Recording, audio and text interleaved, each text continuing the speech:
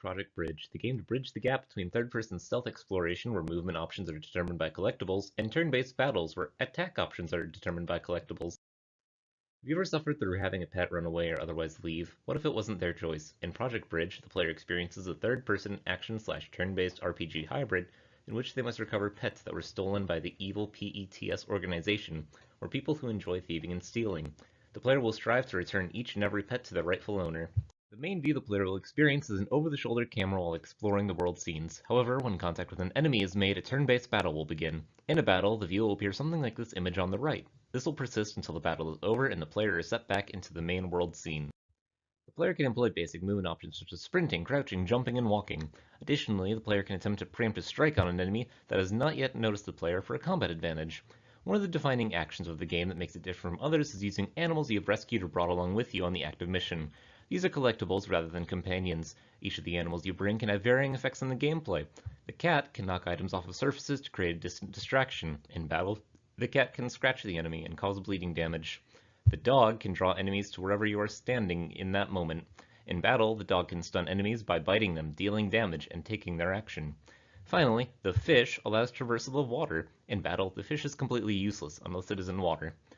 They are almost like tools for the third-person exploration of the game while they augment attacks and battles. The split pathing of the game is a huge risk, as it may take quite some time in development.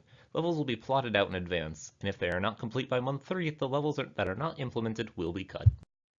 The goal of the game is to reach the end of the level. However, there are sub-goals such as save as many pets as you can and eliminate as many enemies as possible.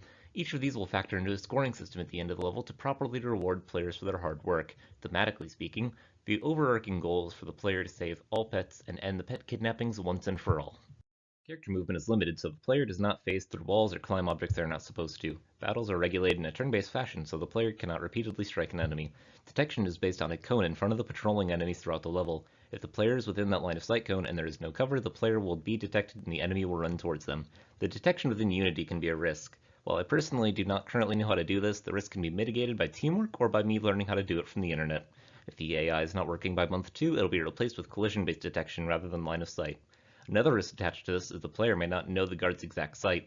A faint glowing light will surround the guard's active sight cone to mitigate this. It will be a game object with no collision, just a material. The anti-force in the game are members of the PETS organization, which are present in every level of the game. There are basic grunts with minimal detection and strength, scouts with increased detection and reduced strength, brutes with increased strength and reduced detection, captains with increased detection and strength, and bosses, which serve as final area encounters, with unavoidable detection and drastically increased stats. The player may be pressed for time or risk detection should they stay in a level for too long, as the enemy will slowly gain awareness of the player, so they must decide what pets they want to save and in what order. Another choice comes when they must return pets to the rightful owner, or borrow its ability for just a bit longer. Finally, another major choice would be what pets to bring out of your personal stock on each level. Comparisons can easily be tied to the likes of Persona 5 for the overworld movement and detection features, and Pokemon or Final Fantasy for the battle system. The game is different from Persona 5 since collectibles allow different movement options throughout the mission-based levels.